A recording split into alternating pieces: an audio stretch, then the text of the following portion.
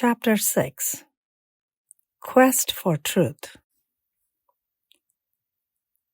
During the evening chat session, Yuji asked everyone how they would like to spend the rest of the 10 days.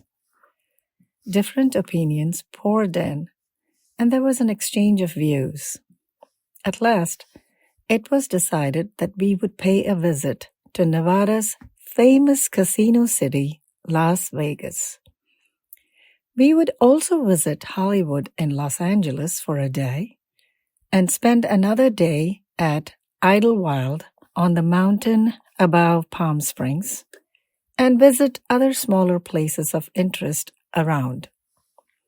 That particular day, before coming out of Yuji's room, everybody was sitting scattered around, lost in their own thoughts. I was feeling desolate.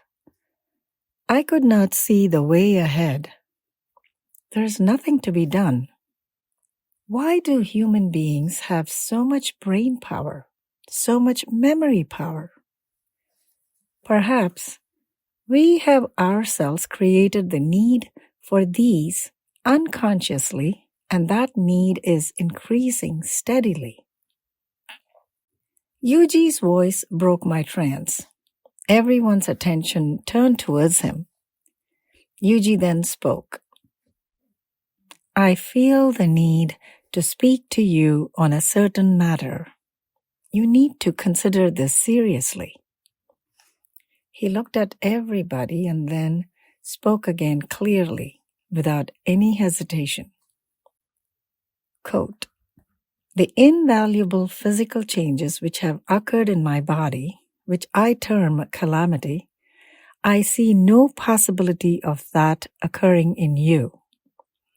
If there was a possibility of it occurring even in one of you, then there would be no need for you to be present here. I could not believe my own ears. What was it that he spoke about? Why did he speak thus? The mystery engulfed me. How was I to know if what I had just heard was also heard by others?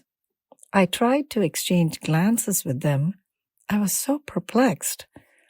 I did not see any reciprocation. What seemed so significant to me, the others did not seem to be bothered about at all.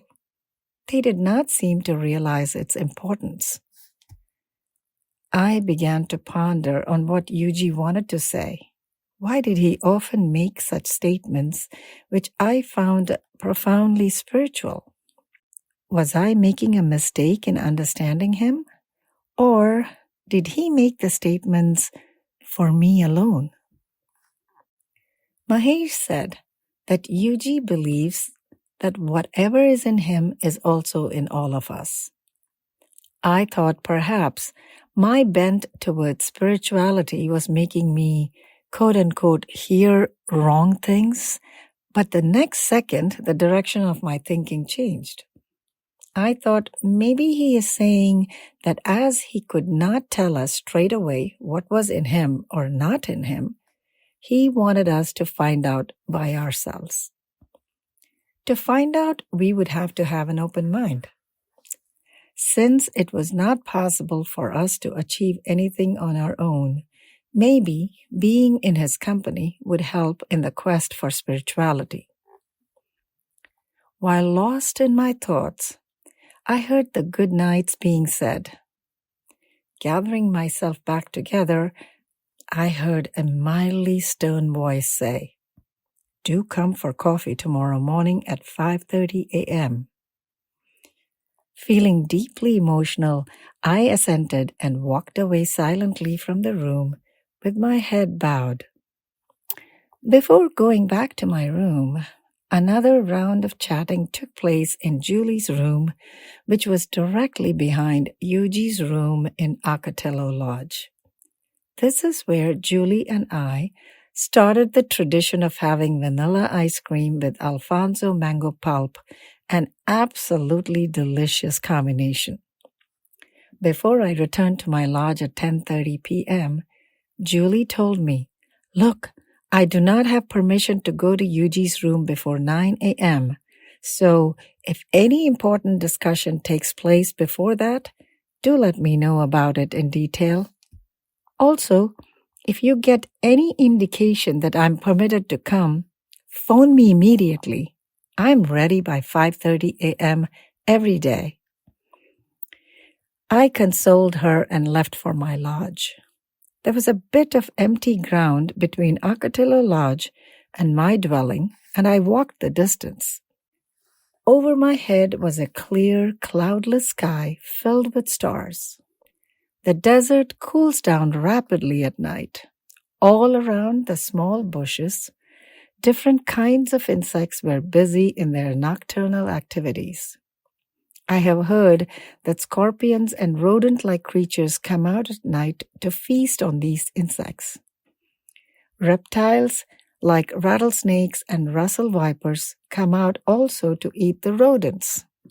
Of course, I had not laid my eyes on anything big up until now. Crossing the ground before I entered the gates of my lodge, I wondered if I should buy a packet of cigarettes. I felt some kind of unrest today. Sometimes I would smoke a cigarette before I went to sleep. I felt like having one today, but ultimately decided against it and returned to the lodge. I was tossing and turning on my bed, unable to sleep. I remembered Yuji's words that a dog uses his memory power to recognize his master and find his way home. Again, he had also said that calamity would never occur in the lives of people who were in his company. Even if there were a possibility of the same, it would be destroyed. So many thoughts arise in my head.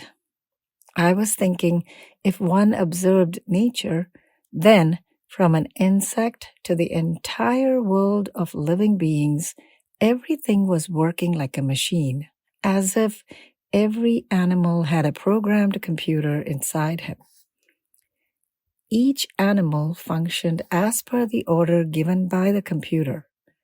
There was no possibility of conflict, hesitation, or sorrow, only the programmed order written by nature.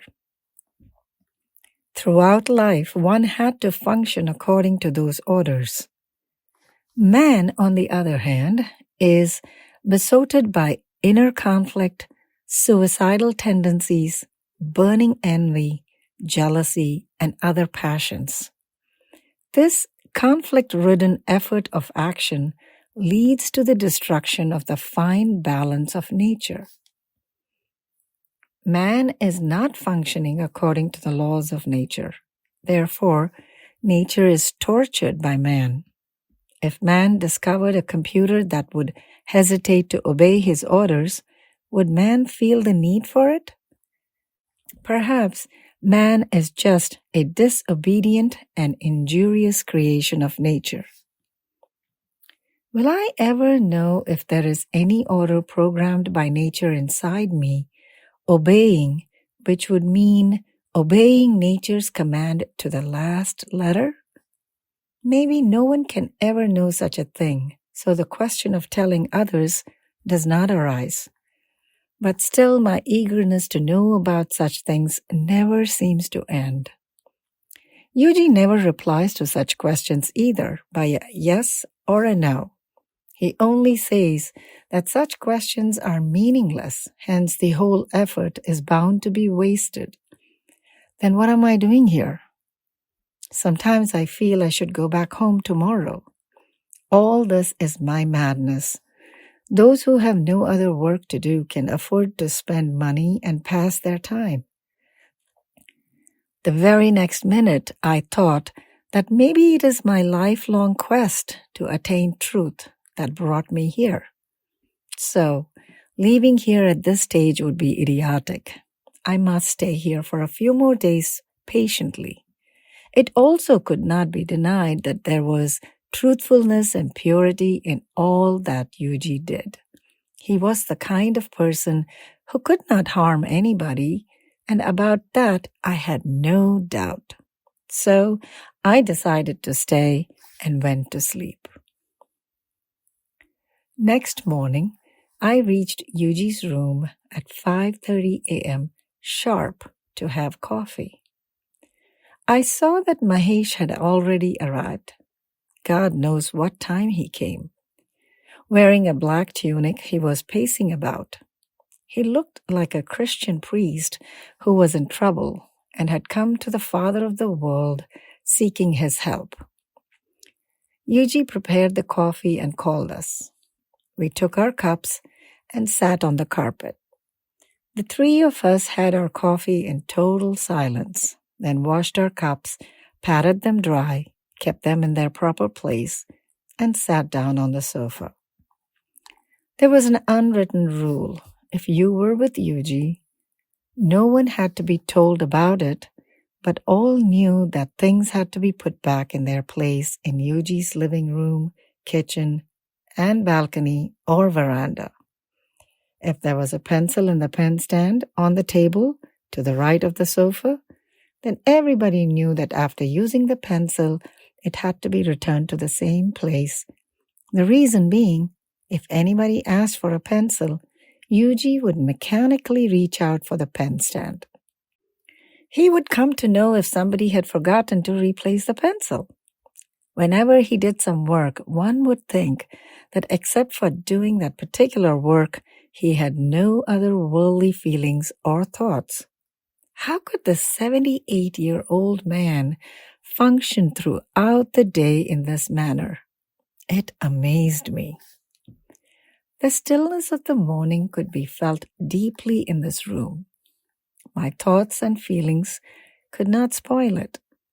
I tried to break this immense silence of the dawn by asking Mahesh, I have heard that after you left the Rajneesh ashram in Pune, you flushed down the toilet the mala with medallion that he himself had put around your neck. When this news reached the ashram, what was their reaction? Yuji replied, when Mahesh left the ashram and cut off all relations with him, Rajneesh was furious. He sent word with Mahesh's dear friend Vinod Khanna that either Mahesh should come to the ashram and return the necklace himself, or he would destroy him. Not only could he not do that, but he himself is a dead ghost. Today, Mahesh is considered one of India's top directors. Then Mahesh said, the same Rajneesh who always propagated free love and said there is no lust in godly love, that expectations are impossible, could not stand the rejection of a minor disciple like me. He only proved that, like all ordinary mortals, he was also prone to jealousy and envy. Rajneesh left for America a few days after this, and in America his situation became pretty serious. On charges of possessing drugs and unlicensed arms, the American police handcuffed him, put chains on his feet, and put him behind bars with thieves and evil men. When he came back to the country, I came face to face with him once. Mahesh spoke rapidly. When I met him the last time, he spoke to me in a condemning tone and tried to break my mental strength by saying so many things. But I felt that his arrow-like words fell lifeless even before they touched me. But never mind this. Why are you asking me all these questions? I then informed him about my involvement with a spiritual organization. I told him about the man who was the current head of the organization. I had stopped meditating totally. That is why friends in the organization were pestering me to meet the president, Sri Parthasarathi Rajagopalachari, at least once. He was coming to New York in a few days, so it would not be possible to avoid him. I had firmly come to believe that no guru could give others God realization. Totally impossible. So I was not desirous of meeting the current guru of the organization. Not only that, I knew very well what he would tell me to do if I came face to face with him. If I rejected his suggestion, the effects would be such that I would dislike it intensely. This was my headache currently. Mahesh listened patiently and said, I can understand your dilemma thoroughly. I have no idea what your relationship with your guru is like, but I used to be afraid of Rajneesh. I used to consider him God. Therefore, I cannot give you any advice regarding the situation. But I can tell you one thing. You have come to play with fire.